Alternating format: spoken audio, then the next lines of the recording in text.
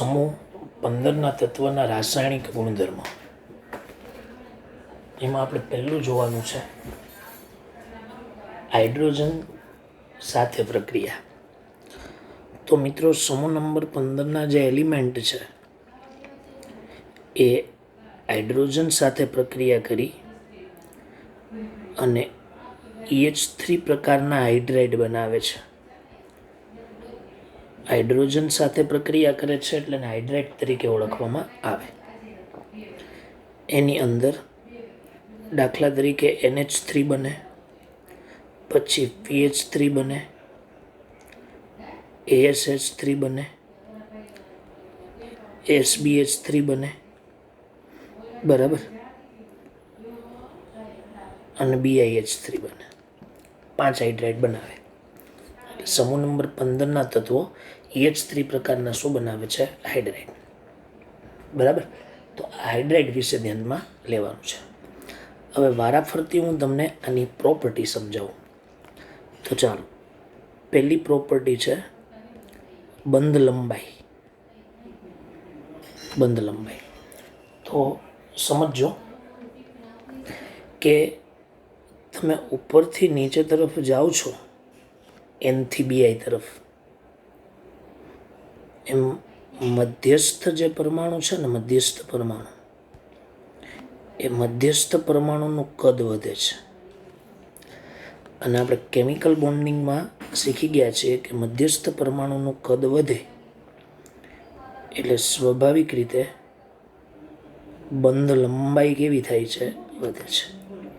એટલે એનો મતલબ એવો થયો કે NH3માં NH બંધ ટૂંકો હોય અને BiH3માં BiH બંધ લાંબો હોય છે. બરાબર. તો આ બંધ લંબાઈની મેં વાત કરી તમને.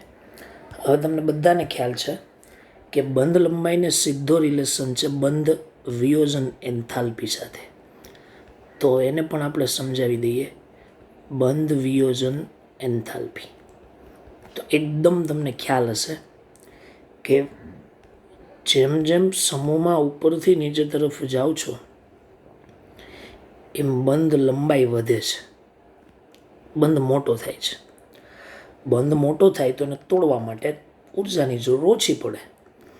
એટલે આપણે એવું કહી શકીએ કે બંધ વિયોજન એન્થાલ્પીનું જે મૂલ્ય છે એ સમૂહમાં ઉપરથી નીચે તરફ જતા, સમૂહમાં નીચે તરફ જતા ઘટે છે. રાઈટ? નીચે તરફ જતા કેવું થાય છે? ઘટે છે. બરાબર. હવે તમે એક વસ્તુ બીજી વિચારો, અને એ શું? આ હાઇડ્રાઇડની હું સ્ટેબિલિટી સમજાવું તમને, સ્થિરતા. કયો હાઇડ્રાઇડ વધારે સ્થિર છે? તો મિત્રો, જેમ બંધ વિયોજન એન્થાલ્પીનું મૂલ્ય ઘટે ને એમ એના બંધને તોડવા માટે તમારે ઓછી ઉર્જા જોઈએ, એટલે ઇઝીલી તૂટી જાય. અને કોઈ સંયોજન તૂટે એટલે એની સ્ટેબિલિટી ઘટે. તો આપણે એવું કહી શકીએ કે NH3 થી BiH3 તરફ જતા, BiH3 તરફ જતા બંધ એન્થાલ્પી ઘટે છે. અને બંધ એન્થાલ્પી ઘટે છે એટલા માટે જે હાઇડ્રાઇડ છે ને એ હાઇડ્રાઇડની સ્થિરતા પણ ઉપરથી નીચે તરફ જતા ઘટે છે. બરાબર. એટલે આપણા જે હાઇડ્રાઇડ છે એના માટે સ્થિરતાનો જે ક્રમ છે એ ક્રમ કેવો છે સમજો. NH3 greater than PH3 greater than ASH3 greater than SBH3 greater than BiH3. બરાબર. આ NCERTની અંદર આ સ્ટેબિલિટી આપી છે. બરાબર. અને એને બંધ એન્થાલ્પીથી જ સમજાવી શકાય. ક્લિયર? તો આ વાત થઈ ગઈ એની સ્થિરતાની. ચાલો, હવે થોડીક વાત હું તમને કરું છું બેઝિસિટી, એટલે કે બેઝિકતા. આ બહુ મહત્વનો ટોપિક છે. ચાલો સમજો કે તમે NH3 થી BiH3 તરફ જાઓ એટલે બેઝિકતા છે એ બેઝિકતા ઘટે છે. બેઝિકતા ઘટતી હોય તો સ્વાભાવિક રીતે એસિડિકતાનું મૂલ્ય કેવું થાય છે? વધે છે. બરાબર. ચાલો હવે આની હું તમને સમજૂતી આપું છું કેમ આવું થાય છે, શું કામ આવું થાય. બરાબર. તો એકદમ સિમ્પલ કારણ, થોડું જેડબલી નીટ પર NH3 PH3 ASH3 અને SbH3. મિત્રો તમને બધાને ખબર છે કે NH3ની અંદર જે હાઇબ્રિડાઇઝેશન છે ને એ હાઇબ્રિડાઇઝેશન sp3 છે અને એમાં એક લોન પેર છે એટલે બંધ કોણ 109°28' કરતાં થોડો ઘટે તો એ છે 107°. બરાબર. હવે બાકી બચ્યા આ તત્વો BiH3 પણ આવી જાય તો એની અંદર છે ને સંકરણ જાણવા મળ્યું નથી. આ અપવાદ છે. બરાબર. અને એ અપવાદ તમને કદાચ ખ્યાલ હશે, ડ્રેગો રૂલ્સ, કેમિકલ બોન્ડિંગમાં એક ડ્રેગો રૂલ્સ આવે છે એના પરથી આવેલું છે. સંકરણ એમાં નથી જોવા મળતું.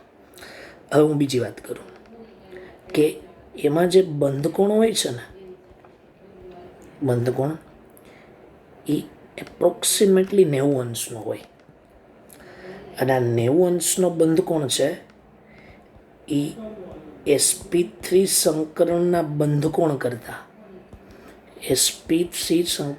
બંધકોણ કરતાં વધુ ડેવિએશન દર્શાવે છે, વધુ વિચલન દર્શાવે છે.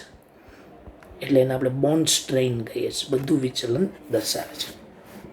બરાબર. એટલે કહેવાનો મતલબ શું છે કે આ જે સંયોજનો મેં બતાવ્યા છે PH3 ASH3 ને SbH3 એનો લોન પેર છે ને, લોન પેર, બરાબર, એ લોન પેર પ્યોર ઓર્બિટલમાં હોય, કોઈ સંકૃત ઓર્બિટલમાં ન હોય, પ્યોર ઓર્બિટલમાં હોય. એટલે એમાં પ્યોર ઓર્બિટલ છે ને, બરાબર, એ ઓવરલેપિંગ કરે. સમજી લેજો વાત. જ્યારે આ NH3 છે ને એમાં sp3 સંકૃત કક્ષક જે હોય ને એમાં નાઇટ્રોજનનો લોન પેર હોય. જ્યારે આની અંદર આ લોન પેર છે એ પ્યોર ઓર્બિટલમાં હોય એટલે પ્યોર ઓર્બિટલ ઓવરલેપિંગ કરે. હજી બરાબર જો ન સમજાણું હોય ને તો હું હજી એક એક્સ્ટ્રા બીજી સમજૂતી આપું. જો દાખલા તરીકે અહીંયા આપણે એમોનિયા દર્શાવીએ તો એમોનિયામાં અહીંયા હિલિયમ છે, પછી ઇલેક્ટ્રોન રચનામાં અહીંયા 2s2 લખી દઉં અને અહીંયા 2p3 લખી દઉં તો આ 1 2 પછી આ 3 4 અને 5. બરાબર. અહીંયા sp3 હાઇબ્રિડાઇઝેશન થાય, પછી અહીંયા હાઇડ્રોજનનો એક ઇલેક્ટ્રોન, એક અહીંયા ને એક અહીંયા, એ જોડાય. બરાબર. એટલે એનો મતલબ એવો કે એમાં જે સંકૃત કક્ષકો છે ને એ sp3 હોય. બરાબર. અહીંયા નાઇટ્રોજન, અહીંયા હાઇડ્રોજન, અહીંયા પણ હાઇડ્રોજન, અહીંયા પણ હાઇડ્રોજન અને આ ઉપર એક લોન પેર. આનો આકાર તો તમને ખબર જ હશે, ત્રિકોણીય પિરામિડલ. ત્રિકોણીય પિરામિડલ પ્રકારનો શું ધરાવે છે? આકાર. એમાં જે આ લોન પેર હોય છે ને, બરાબર, એ સંકૃત sp3 કક્ષકમાં હોય છે. બરાબર. સંકૃત sp3 કક્ષકમાં હોય છે, પ્યોર ઓર્બિટલમાં ન હોય. બરાબર. ચાલો હવે હું દાખલા તરીકે તમને PH3 માટે સમજાવું. તો PH3ની અંદર હું આકાર દોરું છું આ ટાઈપનો, ત્રિકોણીય પિરામિડલ ટાઈપનો, પણ હકીકતમાં એવો આકાર હોય એવું જરૂરી નથી. બરાબર. આ ખાલી એક સમજૂતી માટે જ. હવે એમાં આ જે લોન પેર છે ને એ લોન પેર પ્યોર s ઓર્બિટલમાં હોય, પ્યોર s ઓર્બિટલમાં. અને પ્યોર s ઓર્બિટલ છે ને એ કેન્દ્રની ખૂબ જ નજીક હોય. સંકૃત ઓર્બિટલ કરતાં પ્યોર ઓર્બિટલ કેન્દ્રની ખૂબ જ નજીક હોય છે. બરાબર. ખૂબ જ નજીક હોય અને ખૂબ જ નજીક હોય ને, બરાબર, એટલે ઇલેક્ટ્રોન દાન કરવાની જે ક્ષમતા છે ને, બરાબર, એ ક્ષમતા ખૂબ જ ઓછી હોય. અને ઇલેક્ટ્રોન દાન કરવાની ક્ષમતા ખૂબ જ ઓછી હોય તો એનો મતલબ એવો થયો કે એની બેઝિકતા છે ને, એ બેઝિકતા પણ ખૂબ જ કેવી હોય છે? ઓછી. બરાબર. એટલે મેં એવું કીધું કે સમૂહમાં ઉપરથી નીચે તરફ જતા બેઝિકતા કેવી થાય છે, ઘટે છે. એટલે બેઝિકતાનો રૂલ્સ લખવો હોય તો NH3 વધુ બેઝિક, PH3 એનથી ઓછું, SH3 એનથી ઓછું અને SBH3 એનથી ઓછું. BiH3 પણ નીચે તમે લખી શકો. બરાબર. તમે એવું નહીં બોલતા કે NH3 પ્રબળ બેઝ છે. NH3 પ્રબળ બેઝ નથી, NH3 નિર્બળ બેઝ છે. બરાબર. પણ નિર્બળ બેઝમાં બાકીના બધા સભ્યો આની કરતાં પણ વધારે નિર્બળ છે. બરાબર. તો આ વાત મેં તમને એની બેઝિકતાની કરી. ઓકે, ચાલો. પછી હાઇડ્રાઇડની રિડક્શન કરતાની કેપેસિટી સમજાવું. ચાલો, રિડક્શન કરતા તરીકેનો ગુણધર્મ એ પણ આગળ આવેલો જ છે, પણ એને થોડો અલગથી સમજવો પડશે. કેવી રીતે? તો હું તમને એવું કહું છું કે NH3 થી તમે BiH3 તરફ જાઓ ને, બરાબર, તો રિડક્શન કરતા તરીકેનો જે ગુણધર્મ છે એ રિડક્શન કરતા તરીકેનો ગુણધર્મ ઘટે છે. શું કામ? તો તમને બધાને ખબર છે કે ઉપરથી નીચે તરફ જતા બંધ લંબાઈ કેવી થાય છે? વધે છે. બંધ લંબાઈ વધે છે. બંધ લંબાઈ વધે એટલે બંધ વિયોજન એન્થાલ્પી છે ને મિત્રો, એ બંધ વિયોજન એન્થાલ્પી કેવી થાય છે? ઘટે છે. બરાબર. અને જો બંધ વિયોજન એન્થાલ્પી ઘટતી હોય, સમજી રાખજો બરાબર દરેક વિદ્યાર્થીઓ, જો બંધ વિયોજન એન્થાલ્પી કેવી થાય? ઘટે. અને બંધ વિયોજન એન્થાલ્પી ઘટે તો પછી એવા સમયે હું એમ કહું, જે પેલો EH બંધ ધાતુ અથવા તત્વ અને હાઇડ્રોજન વચ્ચેનો જે બંધ છે, વચ્ચેનો બંધ, એ બંધ કેવો બને? નિર્બળ બને. નિર્બળ બને ને એટલે આરામથી તૂટી જાય, H+ ને દૂર કરે. અને એ H+ હાઇડ્રોજન વાયુ શું કરે છે? આપે છે. હાઇડ્રોજન વાયુ છૂટો પડ્યો છે એટલે એનો મતલબ એવો થયો કે ઓક્સિડેશન થયું. ઓક્સિડેશન થયું એટલે એનો મતલબ એવો થયો કે એ રિડક્શન કરતા તરીકે શું કરે છે? વર્તે છે. એટલે મિત્રો આપણે અહીંયા એવું કહી શકીએ કે જેમ જેમ નીચે જાઓ ને, બરાબર, એમ વિદ્યાર્થી મિત્રો હાઇડ્રોજન બંધ નબળો બને છે. E અને H વચ્ચેનો હાઇડ્રોજન બંધ નહીં, પણ E અને H વચ્ચેનો બંધ. એટલે ઇઝીલી હાઇડ્રોજન વાયુ આપશે. અને ઇઝીલી હાઇડ્રોજન વાયુ આપશે ને, બરાબર, એટલે વિદ્યાર્થી મિત્રો આગળ એક મિસ્ટેક કરી આપણે, બરાબર, રિડક્શન કરતા તરીકેનો ગુણધર્મ કેવો થાય છે? વધે છે. એટલે હું તમને છે ને એક સાદી ભાષામાં અહીંયા એવું કહી દઉં છું કે NH2 છે ને, NH2, બરાબર, એ નિર્બળ બેઝ તો છે જ, બરાબર, પણ એના સમૂહમાં એની જે બેઝિકતા છે ને એ વધારે છે. અને યાદ રાખજો, નિર્બળ રિડક્શન કરતા છે. નિર્બળ રિડક્શન કરતા. તો આ હતું રિડક્શન કરતા તરીકેનો ગુણધર્મ. ક્લિયર? ચાલો, હવે થોડીક વાત સાથે સાથે બંધ કોણની પણ કરી દઈએ. બંધ કોણ, તો ચાલો જોઈએ બંધ કોણ કેવી રીતનો છે. તો તમે સમજો દરેક વિદ્યાર્થીઓ કે તમે NH3 થી, બરાબર, BiH3 તરફ જાઓ તો એ સ્વાભાવિક રીતે એનો જે બોન્ડ એંગલ છે ને, એ બોન્ડ એંગલ ડિક્રીઝ થાય છે, ઘટે છે. બંધ કોણ કેવો થાય છે? ઘટે છે. શું કામ? મધ્યસ્થ પરમાણુનું જે કદ છે એ વધે છે. મધ્યસ્થ પરમાણુનું કદ વધે એટલે જે લોન પેર અને જે બોન્ડ પેર છે ને એની વચ્ચે રિપલ થાય. રિપલ્જન થાય ને એટલે બંધ કોણ થોડો કેવો કરશે? ઘટશે. બરાબર. એટલે એને જો આમ સમજી શકાય, દાખલા તરીકે હું અહીંયા નાઇટ્રોજન લઈ લઉં. ચાલો, એમોનિયા મેં અહીંયા દર્શાવ્યું છે. અહીંયા આપણી પાસે ઉપર લોન પેર છે. તો એમાં તમને ખબર છે કે નાઇટ્રોજનની ઇલેક્ટ્રોનેગેટિવિટી છે ને એ વધારે છે. ઇલેક્ટ્રોનેગેટિવિટી વધારે છે તો એવા સમયે એ છે ને આ બોન્ડ પેર જે છે ને એને વધુ પોતાની તરફ આકર્ષે છે. વધુ પોતાની તરફ આકર્ષે એટલે બોન્ડ પેર વચ્ચેનું જે રિપલ્ઝન છે, રિપલ્ઝન અપાકર્ષણ, એ વધુ થાય છે. અને રિપલ્ઝન વધે, બરાબર, સમજો, રિપલ્ઝન વધે એટલે એનો જે બંધ કોણ છે, બંધ કોણ, બરાબર. બોન્ડ પેર વચ્ચેનું રિપલ્ઝન છે. બોન્ડ પેર વચ્ચેનું શું છે, રિપલ્ઝન, બરાબર. લોન પેર વચ્ચેની વાત નથી થતી, તમે ઊંધું સમજશો પાછા. એટલે બંધ કોણનું મૂલ્ય કેવું થાય છે, વધે છે. આ ઉપરના તત્વો. હવે તમે જેમ જેમ નીચે તરફ જાઓ એમ ઇલેક્ટ્રોનેગેટિવિટી ઘટે છે. એટલે છે ને એના બોન્ડ પેરને ઓછા આકર્ષે. બોન્ડ પેરને ઓછા આકર્ષે એટલે બોન્ડ પેર વચ્ચે રિપલ્ઝન ઓછું થાય. રિપલ્ઝન ઓછું થાય, બરાબર. એટલે સ્વાભાવિક રીતે બંધ કોણ કેવો થાય છે, ઘટે છે.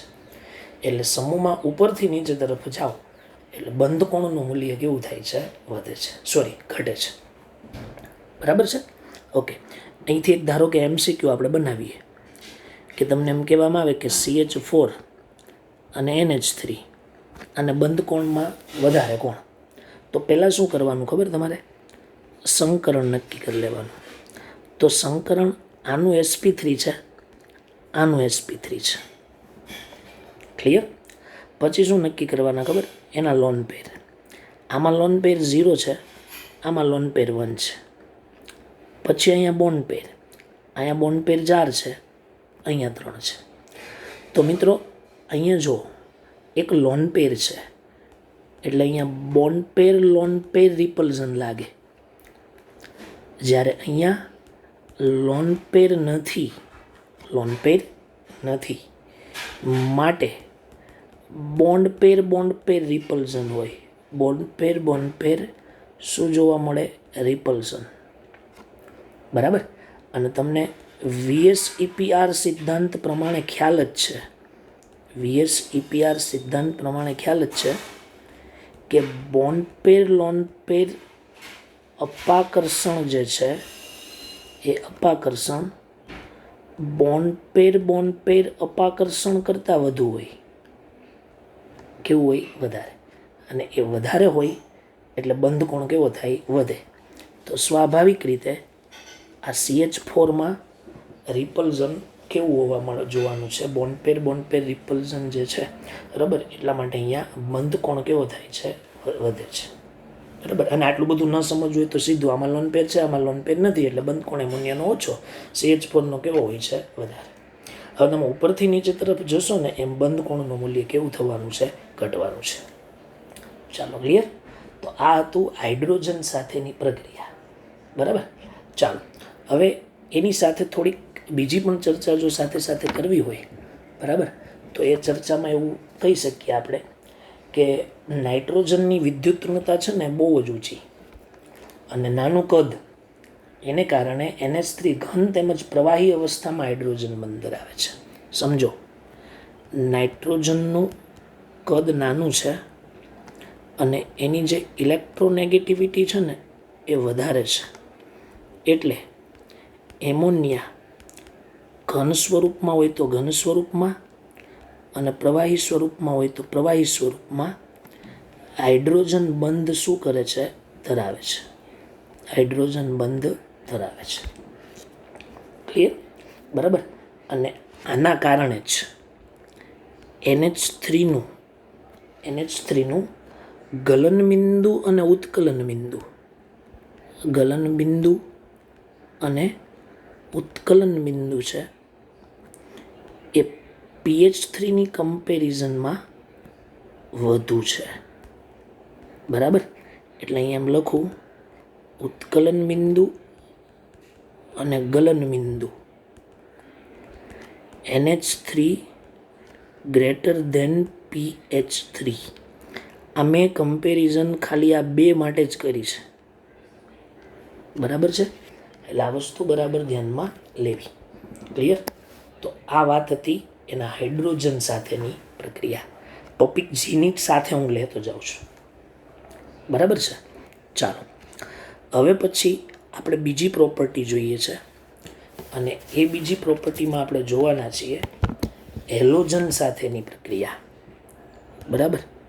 એટલે પહેલાં આપણે ચર્ચા કરી લઈએ કે હેલોજન સાથે પ્રતિક્રિયાત્મકતા. ચાલો, હેલોજન સાથે પ્રતિક્રિયાત્મકતાનું વલણ આપણે અત્યારે શું કરવાનું છે, ચેક, ક્લિયર. ચાલો જોઈએ હેલોજન સાથે કેવી રીતની પ્રતિક્રિયાત્મકતા છે. તો એ પણ આપણે ટેક્સ્ટબુક બેઝ પર જ ચલાવીએ છીએ, પણ સાથે સાથે હું જી નીટના પોઈન્ટ અહીંયા લેતો જઈશ, બરાબર, એટલે જેથી તમને તૈયારી કરવામાં વાંધો ન આવે. તો એમાં પહેલો મુદ્દો કે આ સમૂહના જે તત્વો છે ને એ હેલોજન સાથે પ્રક્રિયા કરી અને EX3 અને EX5 પ્રકારના હેલાઇડ બનાવે છે, બરાબર. EX3 અને EX5 પ્રકારના શું બનાવે છે? હેલાઇડ બનાવે છે. આ સમજવા જેવું છે. તો હું તમને ઉદાહરણ પણ આપું, ચાલો. EX3માં ધારો કે હું લઈ લઉં PCl3, તો +3 ઓક્સિડેશન સ્ટેટ હોય, બરાબર. EX5 તો એમાં ધારો કે હું PCl5 લઈ લઉં, +5 ઓક્સિડેશન હોય, બરાબર. તમને થોડો મગજમાં આઈડિયા આવી જતો હશે કે સમૂહમાં ઉપરથી નીચે તરફ જાવ એમ +3ની સ્થિરતા ઘટે એટલે EX3ની +3ની સ્થિરતા વધે એટલે EX3ની સ્થિરતા વધશે, અને +5ની સ્થિરતા ઘટે એટલે EX5ની સ્ટેબિલિટી છે એ સ્ટેબિલિટી કેવી થવાની છે? વધવાની. એટલે જ આપણે ઓક્સિડેશનના વલણોની અંદર થોડું ડિટેલમાં શું કરેલી ચર્ચા. ક્લિયર? હવે આમાં જે અમુક મુદ્દાઓ છે એ મુદ્દાઓ તમને હું સમજાવું. તો એમાં પહેલો ક્વેશ્ચન છે કે નાઇટ્રોજન તત્વ છે ને, બરાબર, એ નાઇટ્રોજન તત્વના ટ્રાઇહેલાઇડ જ જાણીતા છે. ટ્રાઇહેલાઇડ જાણીતા છે, પરંતુ પેન્ટાહેલાઇડ જાણીતા નથી, અથવા પેન્ટાહેલાઇડ શક્ય જ નથી. આ તમારે સમજવાનું છે, બરાબર. નાઇટ્રોજન તત્વ છે એની માટે પેન્ટાહેલાઇડ સંયોજનો પોસિબલ જ નથી. ક્લિયર? હવે તમને એવો પ્રશ્ન થશે એવું શું કામ? તો તમને ખબર હોવી જોઈએ કે નાઇટ્રોજનને પેન્ટાહેલાઇડ બનાવવા હોય ને તો 5 અર્ધપૂર્ણ કક્ષક જોઈએ, એક ઇલેક્ટ્રોનવાળી 5 કક્ષકો જોઈએ. પણ હું અહીંયા તમને એવું કહું છું ને, મેં આગળ પણ કીધું હતું કે નાઇટ્રોજન તત્વોની ઇલેક્ટ્રોન રચના છે ને એ ઇલેક્ટ્રોન રચનામાં ડી કક્ષકનો અભાવ છે. એમાં ડી કક્ષક છે જ નહીં, એટલે એમાં ડી કક્ષકનો શું છે? અભાવ. અને અભાવ હોવાના કારણે NCl3 શક્ય છે, પરંતુ NCl5 શક્ય નથી. ચાલો, તો આ આપણો પહેલો મુદ્દો ખાસ બરાબર તમારે સમજવાનો છે. ચાલો, ક્લિયર? ઓકે. હવે નેક્સ્ટ થોડી આગળ ચર્ચા કરીએ. હવે હું તમને એવું કહું છું કે ધારો કે મારી પાસે અહીંયા PCl3 છે અને અહીંયા PCl5 છે. તો એ PCl3 અને PCl5માં થોડો ડિફરન્સ જોઈ લઈએ. તો PCl3 છે ને એમાં અહીંયા Cl, અહીંયા Cl, અહીંયા પણ Cl, ઉપર એક લોન પેર, બરાબર. અહીંયા જે હાઇબ્રિડાઇઝેશન છે ને એ sp3 છે. અહીંયા છે ને ત્રિકોણીય દ્વિપિરામિડલ છે. સોરી વિદ્યાર્થી મિત્રો, ત્રિકોણીય પિરામિડલ. ચાલો, ક્લિયર? PCl5નું તમે જો હાઇબ્રિડાઇઝેશન કાઢો ને તો એ sp3d આવશે. તો sp3d એટલે ત્રિકોણીય દ્વિપિરામિડલ. તો હું એને અહીંયા આવી રીતના દર્શાવું છું, બરાબર. એટલે અહીંયા આપણે એવું લખીએ, સંકરણ બરાબર sp3d, અને આકારમાં શું લખીશું? ત્રિકોણીય દ્વિપિરામિડલ. આ એનો આકાર છે, બરાબર. હવે હું આમાં તમને આગળ સમજાવું કે એમાં જે અહીંયા જે બંધ રહેલો છે ને, આ બંધ, બરાબર, આમાં 3 બંધ સરખા હોય અને આ 2 બંધ જુદા જુદા હોય, બરાબર. એટલે આ છે ને એ વધુ મોટો બંધ હોય છે, બહુ જ મોટો બંધ હોય. આ જે બોન્ડ છે આને હું ધારો કે A નામ આપું અને આને ધારો કે હું B નામ આપું, બરાબર. તો આ B છે ને એ A કરતાં મોટો બંધ હોય, બરાબર. હવે મોટો બંધ હોય એટલે સ્વાભાવિક રીતે ઇઝીલી તૂટી જવાનો, બરાબર. તો પછી એવા સમયે તમે PCl5ને ગરમ કરશો ને એટલે તરત જ PCl3 બનશે અને એમાંથી ક્લોરીન વાયુ કેવો પડશે? છૂટો. બરાબર. એટલે આ વસ્તુ બરાબર સમજવાની. ક્લિયર? ચાલો પછી હું તમને એમાં એવું કહું છું કે આ બંનેની અંદર સહસંયોજક લાક્ષણિકતા કોની વધારે? લાક્ષણિકતા તો તમે કદાચ આન્સર આપશો PCl3 અને PCl5માં PCl5ની લાક્ષણિકતા વધારે. શું કામ? આમાં +3 ઓક્સિડેશન સ્ટેટ અને આમાં +5 ઓક્સિડેશન સ્ટેટ. આપણે લાસ્ટ લેક્ચરમાં પણ એવું શીખી ચૂક્યા છીએ કે +3 ઓક્સિડેશન અવસ્થા કરતાં +5 ઓક્સિડેશન અવસ્થા વધારે સહસંયોજક ધરાવે છે. આને આપણે બીજી રીતે પણ સમજી શકીએ, જે ફઝાનના રૂલ્સની અંદર તમને કદાચ ખબર હોય તો આવી ગયું છે. બરાબર. કે જેમ જેમ મધ્યસ્થ પરમાણુ છે એ મધ્યસ્થ પરમાણુનો ધન વીજભાર વધે, ધન વીજભાર કેવો થાય? વધે. એમ એનું કદ છે ને બહુ નાનું થાય. જેમ કદ નાનું થાય ને એમ ધ્રુવીભવન ક્ષમતા વધે, અને ધ્રુવીભવન ક્ષમતા વધે ને એમ મિત્રો સહસંયોજક લાક્ષણિકતા કેવી થાય છે? વધે છે. ક્લિયર? તો પછી આના ઉપરથી આપણે એક જનરલ સ્ટેટમેન્ટ એવું લખી શકીએ અથવા એવું કહી શકીએ કે +3 ઓક્સિડેશન અવસ્થા ધરાવતા +3 ઓક્સિડેશન અવસ્થા ધરાવતા સંયોજનો અથવા એવું લખીએ +3 ઓક્સિડેશન અવસ્થા ધરાવતા હેલાઇડ સંયોજનો +5 ઓક્સિડેશન સ્ટેટ ધરાવતા હેલાઇડ કરતાં ઓછા સહસંયોજક હોય છે. ઓછા સહસંયોજક હોય છે. +3 ઓછા સહસંયોજક હોય, +5 છે ને એ વધારે સહસંયોજક હોય છે. ચાલો, ક્લિયર? બરાબર. હજી થોડી વાત આની અંદર આપણી સાથે લઈ જ લેવાની છે, હું સમજાવું. આ PCl5 છે. હવે એની પાસે તો વેકેન્ટ ડી ઓર્બિટલ છે, કાલે જ કીધેલું, અને એમ પણ કીધેલું કે એ વધુમાં વધુ 6 બંધ બનાવે. તો આ Cl- છે ને એ લુઈસ બેઝ છે. તો એવા સમયે આ લુઈસ એસિડ તરીકે વર્તે. એટલે આની પાસે જે ઇલેક્ટ્રોન છે ને એ આની વેકેન્ટ p ઓર્બિટલમાં જતો રહે, અને વેકેન્ટ p ઓર્બિટલમાં જાય ને એટલે PCl6- બનાવે. બરાબર. અને છે ને આને એડક્ટ કહેવાય, એક પ્રકારનો. એડક્ટ એ જનરલ ફોર્મ છે સોલ્ટ માટેનું, ક્ષાર માટેનું. એટલે એડક્ટ શું બનાવે છે? ક્ષોલ. બરાબર. તમે આનું સંકરણ શોધવાનો પ્રયત્ન કરો ને, પૂછી નાખે એવો પ્રશ્ન, તો sp3d2 આવશે. બરાબર. કોઈ પણ પ્રકારનો લોન પેર અંદર નહીં હોય, 6 એ 6 બંધ હશે. બરાબર. એટલે આકાર કેવો આવશે? અષ્ટફલકીય. બરાબર. એક સમજવા જેવી બાબત છે.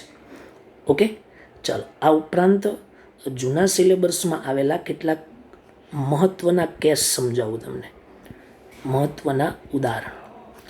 તમને એવો સવાલ પૂછી નાખે કે PCl4 વાયુ સ્વરૂપમાં છે અને એનું હાઇબ્રિડાઇઝેશન જણાવો, તો તમારે sp3d જે રીતે તમે શોધો છો એ રીતે તમારે શોધી દેવાનું. બરાબર છે. પણ તમને છે ને એમ પૂછે ને PCl5 ઘન સ્વરૂપમાં છે વિદ્યાર્થી મિત્રો, તો ઘન સ્વરૂપમાં એ ડાયમરાઇઝેશન સ્વરૂપે અસ્તિત્વ ધરાવે. અને ડાયમરાઇઝેશન સ્વરૂપે જ્યારે અસ્તિત્વ ધરાવતું હોય ને, બરાબર, ત્યારે એ PCl6- અને PCl4+ સ્વરૂપે અસ્તિત્વ ધરાવે. તો PCl6- છે ને, બરાબર, sp3d2 સંકરણ ધરાવે અને અહીંયા sp3 સંકરણ ધરાવે. બરાબર. પછી અહીંયા અષ્ટફલકીય આકાર હોય છે, અને અહીંયા છે ને એ ચતુષ્ફલકીય શું હોય છે? આકાર. ક્લિયર? તો આ થોડાક મહત્વના ઉદાહરણો છે જે તમારે થોડા મગજમાં રાખવાના. ક્લિયર?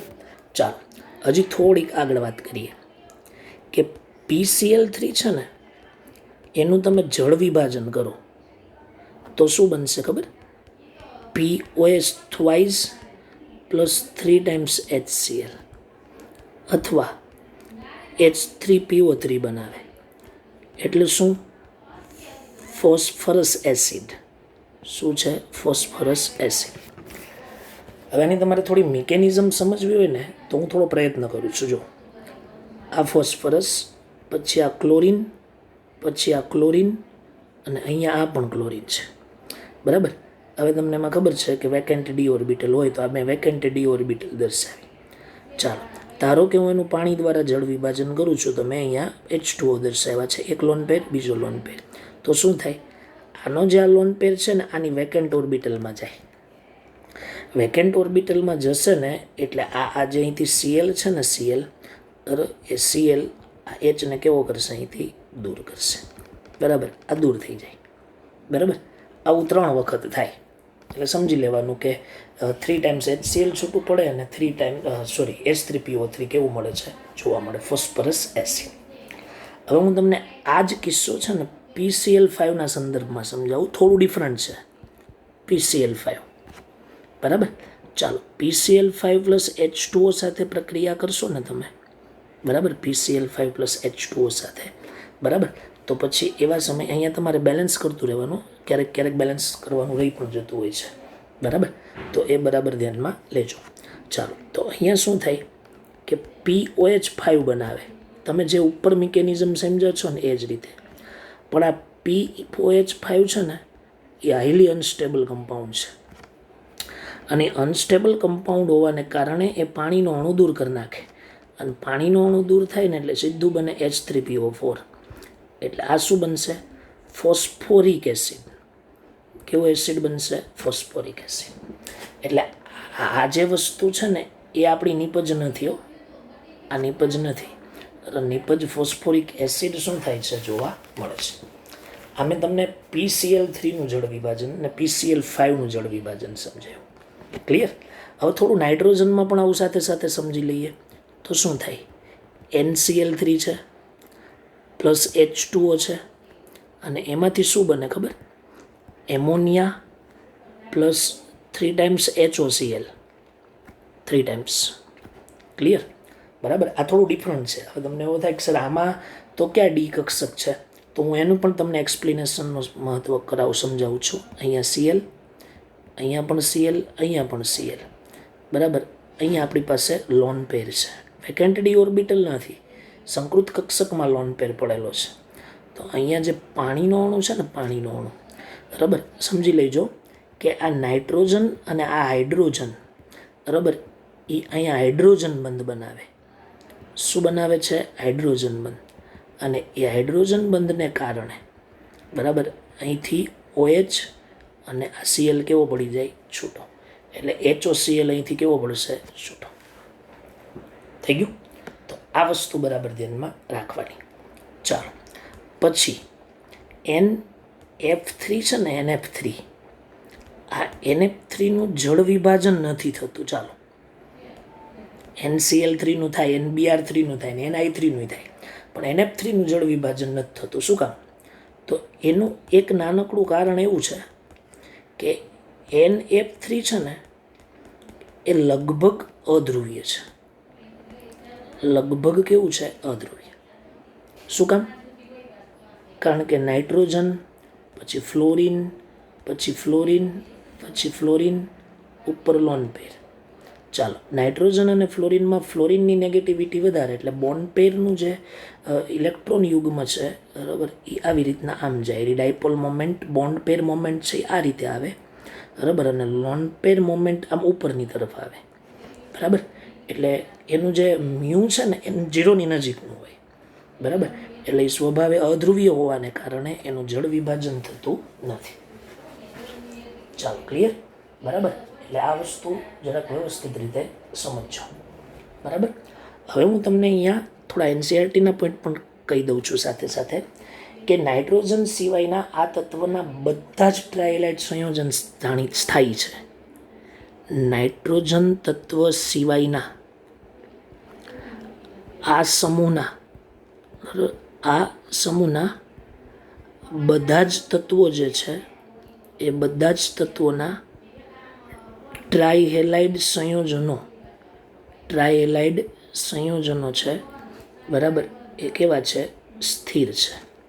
એટલે કહેવાનો મતલબ એવો છે કે નાઇટ્રોજનના ટ્રાયહેલાઇડ છે ને એ એટલા બધા સ્થિર નથી, બીજાની કમ્પેરિઝનમાં સ્થિર નથી, બરાબર. હવે એમાંય હું તમને એક થોડી સમજૂતી આપું કે નાઇટ્રોજનમાં NF3 છે ને, NF3 એ NF3 સ્થાયી છે. NF3 કેવું છે? સ્થાયી છે. જો બીજા તત્વોની કમ્પેરિઝનમાં નાઇટ્રોજનના એક પણ હેલાઇડ સ્ટેબલ નથી, પણ એના નાઇટ્રોજનના NF3, NCl3, NBr3, NI3ની વાત કરીએ ને, બરાબર, તો એમાં નાઇટ્રોજનનો જે હેલાઇડ છે ને, બરાબર, એ નાઇટ્રોજનનો હેલાઇડ કેવો છે? સ્થાયી છે. ફ્લોરાઇડ એટલે NF3 છે, એ NF3 કેવું છે? સ્થાયી છે. ચાલો, ક્લિયર? ઓકે. અને બીજી એક વસ્તુ કે આ +3 છે એટલે બધા હોવાના કેવું લક્ષણ? આયોનિક લક્ષણ હોવાનું, સહસંયોજક લક્ષણ કેવું હોવાનું? ઓછું. તો એમાંય એક એક્સપેન્સિવ અપવાદરૂપ કારણ છે, અને એ કારણ જો આવું છે, સમજો અપવાદરૂપ. તો એમાં હું લખું છું કે NF3 સિવાયના બધા જ ટ્રાયહેલાઇડ સહસંયોજક સ્વભાવ ધરાવે છે. સહસંયોજક સ્વભાવ શું કરે છે? ધરાવે છે. હું વાત ખાલી નાઇટ્રોજનના હેલાઇડની જ વાત કરું છું. NF3 એક જ થોડું આયોનિક કેરેક્ટર ધરાવે છે, બાકી બધા જ સ્વભાવે કેવા છે? સહસંયોજક સ્વભાવ ધરાવે છે. ક્લિયર? બરાબર છે. તો આ તમારે યાદ રાખવાનું છે, બરાબર. ચાલો, હવે પછી આપણે ત્રીજી પ્રોપર્ટી જોઈએ, અને એ ત્રીજી પ્રોપર્ટી છે ઓક્સિજન સાથેની પ્રક્રિયા, બરાબર. ઓક્સિજન સાથેની પ્રક્રિયા, બરાબર. ઓક્સિજન સાથેની પ્રક્રિયા. ચાલો, ઓક્સિજન સાથેની પ્રક્રિયાની પણ આપણે ચર્ચા સાથે અહીંયા કરી શકીએ. ચાલો, તો પહેલી વસ્તુ કે સમૂહ નંબર 15ના જે તત્વો છે, એ સમૂહ નંબર 15ના તત્વો ઓક્સિજન સાથે પ્રક્રિયા કરી અને બે પ્રકારના ઓક્સાઇડ બનાવે. બરાબર. એટલે અહીંયા લખીએ કે E+O2 gives E2O3 અથવા E2O5. આ બે પ્રકારના ઓક્સાઇડ શું કરે છે? બનાવે છે. બરાબર. ચાલો, હજી એક બીજી વાત કરીએ કે નીચી ઓક્સિડેશન સ્ટેટ ધરાવતા ઓક્સાઇડ કરતાં ઊંચી ઓક્સિડેશન સ્ટેટ ધરાવતા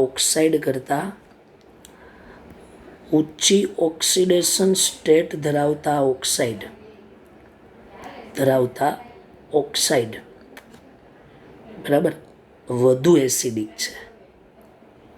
એસિડિકતા +5ની વધારે, +3ની ઓછી. +5ની વધારે અને +5ની વધુ અને +3ની કેવી આવશે? ઓછી. ચાલો, ક્લિયર? ઓકે. એટલે આ ધ્યાનમાં લેવાનું, બરાબર છે. ચાલો, હવે એની અંદર બીજી તમને સાથે ચર્ચા કરી દઉં કે નાઇટ્રોજન છે ને, નાઇટ્રોજન અને ફોસ્ફરસ N2O3 અને સાથે લઈ લઉં છું P2O3. આના જે ઓક્સાઇડ છે ને એ સ્વભાવે એસિડિક હોય છે. પછી આર્સેનિક અને એન્ટીમનીના ઓક્સાઇડ છે ને એ સ્વભાવે ઉભય ગુણધર્મી છે. નોટ કરી લેજો, આ કામની વસ્તુ છે, બરાબર. અને Bi2O3 ધાતુનો ઓક્સાઇડ છે, એટલે એ સ્વભાવે કેવો છે? બેઝિક. તો પછી આના ઉપરથી એવું જનરલ સ્ટેટમેન્ટ લખાય કે સમૂહમાં ઉપરથી નીચે તરફ જતા એસિડિકતા ઘટે છે અને બેઝિકતા વધે છે. ચાલો, ક્લિયર? બરાબર. જો આમાંથી આવા બધા પ્રશ્નો પૂછાય, દાખલા તરીકે N2O, પછી અહીંયા લખી શકીએ આપણે NO, પછી લખીએ N2O3, પછી લખીએ N2O4 અથવા NO2 અને N2O5. તો એક જ તત્વના ઓક્સાઇડ હોય ને એટલે એના ઓક્સિડેશનાંક જોવાના +1 +2 +3 +4 અને +5. તો મેં કીધું નીચી ઓક્સિડેશન અવસ્થા કરતાં ઊંચી ઓક્સિડેશન અવસ્થા બરાબર કેવી હોય છે? વધારે એસિડિક હોય. બરાબર, એટલે એસિડિકતા કેવી થાય છે? વધે છે. ચાલો, ક્લિયર? સમજ પડી? હજી એક એક્ઝામ્પલ આપું. ધારો કે N2O3 અને P4O6. તો બંનેમાં ઓક્સિડેશનાંક તો સમાન જ છે. તો પછી શું કરવાનું? આપણે તત્વવાળા પાઠમાં ભણી ચૂક્યા છીએ કે આવર્તમાં ડાબી બાજુ જાઓ ને, આવર્તમાં, બરાબર, એટલે એસિડિકતા વધે, અને સમૂહમાં ઉપરથી નીચે તરફ જાઓ ને એમ એસિડિકતા ઘટે. તો આ નાઇટ્રોજન અને ફોસ્ફરસ એ સમૂહના તત્વો છે. તો સમૂહમાં એસિડિકતા ઘટે એટલે N2O3ની એસિડિકતા કેવી હોય છે? વધારે. બરાબર, એવું આના માટે લખી શકાય N2O5 અને P4O10. બરાબર, તો આ ટાઈપના પ્રશ્નો તમને ઓક્સિજન સાથેની પ્રતિક્રિયાત્મકતાનું જે વલણ છે, બરાબર, એ વલણની અંદરથી શું કરી શકે છે? પૂછી શકે છે. બરાબર, એટલે આ વાત મેં તમને ઓક્સિડેશન અવસ્થા વિશે કરી, અને સાથે સાથે ઓક્સિજન સાથેની પ્રક્રિયા. બરાબર, અને છેલ્લી એન્ડ લાસ્ટ પ્રોપર્ટી, રાસાયણિક પ્રતિક્રિયાત્મકતાના વલણમાં છેલ્લી પ્રોપર્ટી, અને એ પ્રોપર્ટી છે ધાતુ સાથેની પ્રક્રિયા. ચાલો, તો એકદમ સામાન્ય વસ્તુ છે, ધાતુ સાથેની પ્રતિક્રિયાત્મકતા. બરાબર, તો પછી એમાં શું? તો આ સમૂહના બધા તત્વો ધાતુ સાથે પ્રક્રિયા કરીને -3 ઓક્સિડેશન અવસ્થા ધરાવતા, સાંભળો, આ સમૂહના બધા તત્વો ધાતુ સાથે પ્રક્રિયા કરીને, બરાબર, સમૂહ નંબર 15ના જે તત્વો છે એ બધા જ તત્વો ધાતુ સાથે પ્રક્રિયા કરી અને જે સંયોજન બનાવે છે ને એ સંયોજન દ્વિઅંગી સંયોજન હોય, અને એમાં 15મા સમૂહના તત્વની ઓક્સિડેશન અવસ્થા -3 જ હોય છે. આપણે આગળ પણ વાત કરેલી કે બિસ્મથ કોઈ દી -3 દર્શાવે નહીં અપવાદરૂપ કેસમાં. એ અપવાદરૂપ કેસ આપણે અહીંથી જ લીધેલો. બરાબર, તો એમાં હું તમને જુદા જુદા એક્ઝામ્પલ પણ આપું. દાખલા તરીકે Ca3N2 કેલ્શિયમ નાઇટ્રાઇડ, એમાં નાઇટ્રોજનની ઓક્સિડેશન અવસ્થા -3 હોય. દાખલા તરીકે કેલ્શિયમ ફોસ્ફાઇડ, ફોસ્ફરસની ઓક્સિડેશન અવસ્થા -3 હોય છે. દાખલા તરીકે Na3As, સમજો Na3As2 આવશે, સોરી, બરાબર, કારણ કે અહીંયા +1 હોય અને અહીંયા -3 હોય છે. બરાબર, સોરી વિદ્યાર્થી મિત્રો, માય મિસ્ટેક. બરાબર, Na3As જ આવશે. Na3 શું આવશે? As. તો સોડિયમ આર્સેનાઇડ શું આવશે? Sodium arsenide. બરાબર, પછી Sb3 સોરી બરાબર, Zn2Sb2, સોરી વિદ્યાર્થી મિત્રો, Zn3Sb2 લખાશે. બરાબર, અને આનું નામ છે ઝિંક એન્ટીમોનાઇડ. આના થોડા અઘરા નામ છે એટલે અહીં સાઈડમાં લખું છું, ઝિંક એન્ટીમોનાઇડ. બરાબર, તો આમાં પણ -3 જ હોય એન્ટીમનીની. બરાબર, પછી છે Mg3Bi2, અને આનું નામ થશે મેગ્નેશિયમ બિસ્મુથાઇડ. તો પછી આમાં બિસ્મથની ઓક્સિડેશન અવસ્થા -3, અહીંયા એન્ટીમનીની પણ -3. આનું નામ છે સોડિયમ આર્સેનોઇડ. અહીંયા આવશે -3. બરાબર, કેલ્શિયમ ફોસ્ફાઇડ. બરાબર, તો એનું નામમાં ફોસ્ફરસની ઓક્સિડેશન અવસ્થા -3, નાઇટ્રોજનની ઓક્સિડેશન અવસ્થા -3. એટલે સમૂહ નંબર 15ના બધા જ તત્વો એ ધાતુ સાથે પ્રક્રિયા કરી અને દ્વિઅંગી, બરાબર, સંયોજન બનાવે, જેમાં સમૂહ નંબર 15ના તત્વની ઓક્સિડેશન અવસ્થા -3 હોય છે. ઓકે, ચાલો, હવે પછીના લેક્ચરમાં આપણે નાઇટ્રોજન વિશે શું કરવાની છે? ચર્ચા. બરાબર છે, અને વિદ્યાર્થી મિત્રો, આ ચેપ્ટર ચાલે છે ને, તો સાથે સાથે એની જેના જે પ્રશ્નો આપેલા છે, કોયડો 7.1 ને કોયડો 7.2, તો એની ચર્ચા પણ મેં આમાં સાથે કરી લીધેલી છે. ઓકે, ચાલો થેન્ક યુ.